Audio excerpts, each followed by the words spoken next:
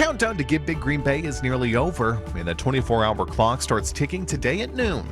We're coming to you from the Johnsonville Tailgate Village, previewing the big day of giving.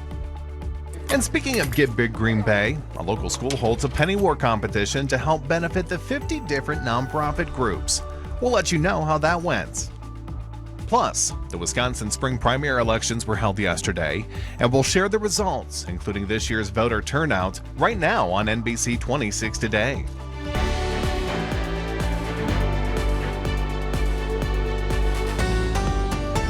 The clock is ticking, and in just a few hours, people will be opening their hearts and their wallets, getting ready to give big.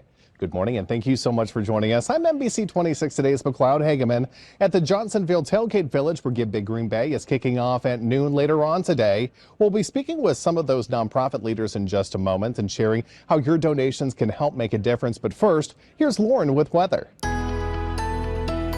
Good morning, McLeod. I'm meteorologist Lauren Larson. As we take a look outside over College Avenue in Appleton, we can't really see the street all that well. Checking out this beautiful sunrise. I'm happy to be inside looking outside this morning. Just like the last couple of days, we have a cold weather advisory in effect throughout most of our neighborhoods.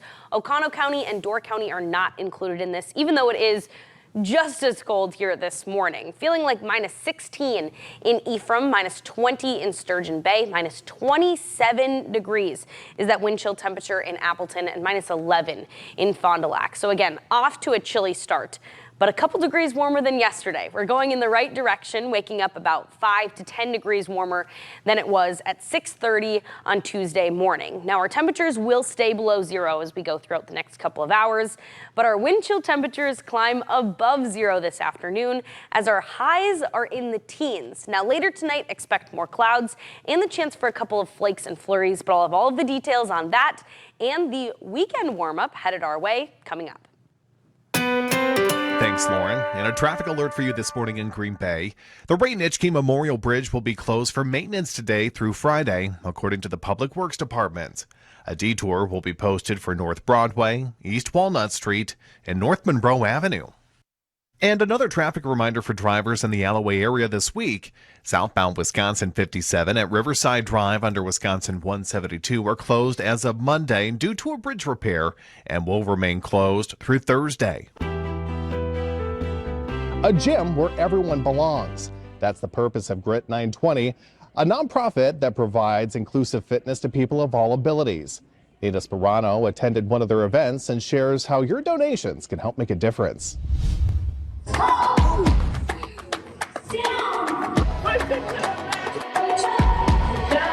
This is Grit. Something Landon has plenty of. Because I like staying healthy. I eat salad every day. He walks right in here like he owns the place, which we love, and he becomes a leader in the class. I like being here with all my friends. All thanks to this unique nonprofit. Landon has been a regular at Grit 920 since it started in 2016. The organization provides inclusive health and wellness programs for those with varying abilities, the opportunity to train in a safe and supportive environment. It is 100% their gym when they are in this facility, which I think is key because there's no waiting in line for a piece of machinery, no awkward interactions, no obstacles to maneuver around. Since becoming a nonprofit, Grit 920 has grown to serve 3 school districts and several adult programs across Northeast Wisconsin. We watch these individuals use grit every day to overcome obstacles that they may have. And the smiles and the joy on their faces is second to none. A financial boost from Give Big Green Bay could help this program empower even more people, building strength and confidence through movement. We want to see everybody succeed, and we believe lives can be changed when health and wellness are inclusive to everybody. Thanks for that story, Nina. And remember, Give Big Green Bay kicks off today at noon and goes all the way until noon tomorrow. If you'd like to donate to help make a difference to one of the 50 different nonprofit groups across the area, like Grit 920, you can scan the QR code on your screen or just visit our websites at NBC26.com. And a few middle school students are already ahead of us. Andrew Mbuzu explains how the West Appear Middle School is giving back through a penny drive. Competition leading to charity. For an 8th grade social studies class at West Appear Middle School, they're learning about finances and how they can impact local nonprofits by a simple drop of a penny.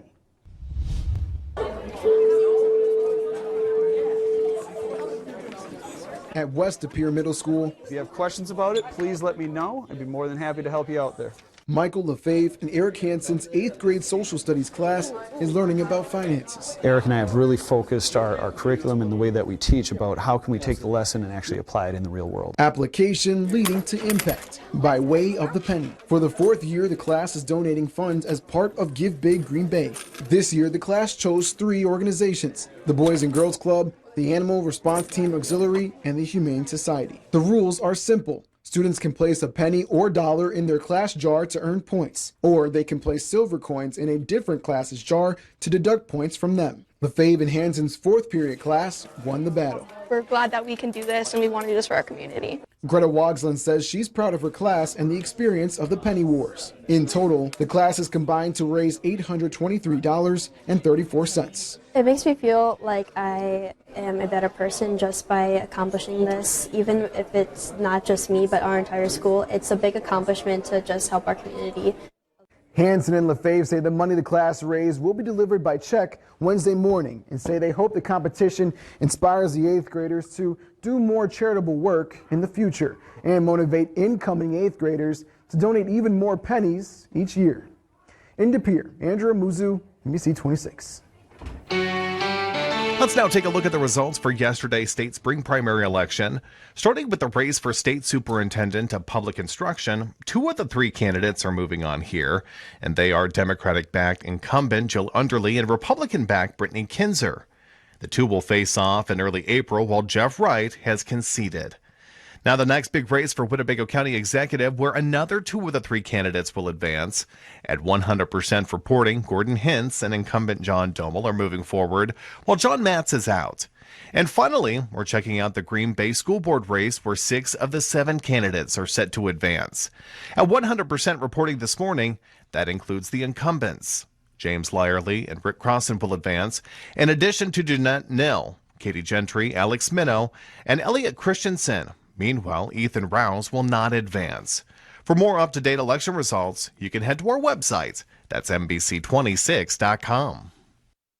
And while voters across the Badger State took to the polls yesterday for the spring primary election, turnout numbers were low to start off the day, with the Green Bay City officials reporting only about 700 ballots cast in the city by 10 a.m. and nearly 1,600 ballots by 4 o'clock.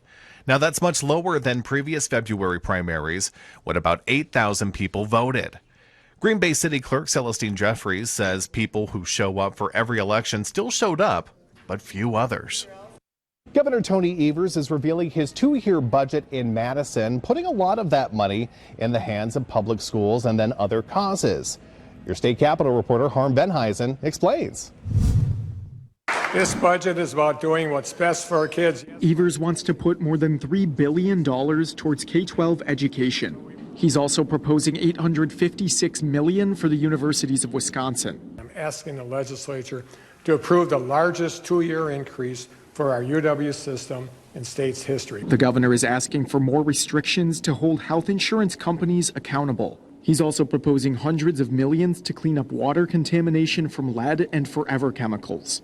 Republicans say most of what the governor is asking for, the 20% spending increase, the $1 billion in taxes, all of the wasteful new programs that are being created and regulations on the private sector, the increases on business, the increases in income taxes, all of those things, dead on arrival. Evers also pleaded with Republicans to keep some money in the bank this budget cycle to respond to, quote, needless chaos caused by President Donald Trump's decisions. I urge you to take seriously the disastrous consequences federal decisions will have on Wisconsinites and our state, and plan accordingly. Republicans weren't so concerned. What they're doing in Washington, they're rooting out waste and fraud, which is a great thing.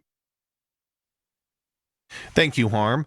And ultimately, it's the Republicans who will decide which of the governor's ideas, if any, make it into the budget. They'll write their draft of the plan and then send it to the governor's office this summer. Evers can then take items out with his partial veto power, but can't add anything new. Next on NBC 26 Today, today is all about giving. How a community is rallying behind an Appleton teenager who was seriously hurt in a power washing accident. Plus, in the next 10 minutes, we're waking up with a special guest live at Johnsonville Tailgate Village ahead of today's Give Big Green Bay fundraiser. Your morning news. We'll be right back.